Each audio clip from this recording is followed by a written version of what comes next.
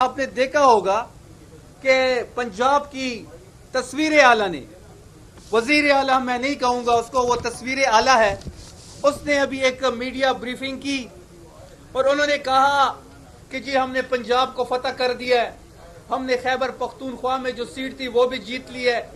तो मैं उनको ये पैगाम देता हूं कि आपका मुकाबला पंजाब में मुस्लिम लीग नून का मुकाबला मुस्लिम लीग नून के साथ ही था। तहरीक इंसाफ को तो आपने सियासी अमल से बाहर कर दिया था, या फिर तहरीक इंसाफ की जो लाइक माइंडेड पार्टीज थी, छोटी पार्टियां, उनको भी आपने इंतखाबी अमल से बाहर कर दिया था। तो नून का मुकाबला नून से ही था। और जो आपने पंजाब में टर्न आउट देखा 5 से 10%, यही मुस्लिम लीग नून का वोट पंजाब में रह गया है। इन्होंने हमेशा अंपायरों को अपने साथ मिला के खेला है और कल इसके मिसाल आपने देखा होगा कि पंजाब में इन्होंने अंपायरों को अपने साथ मिला के मुस्लिम लीग नून से मुकाबला करके फर्स्ट और सेकंड आए हैं।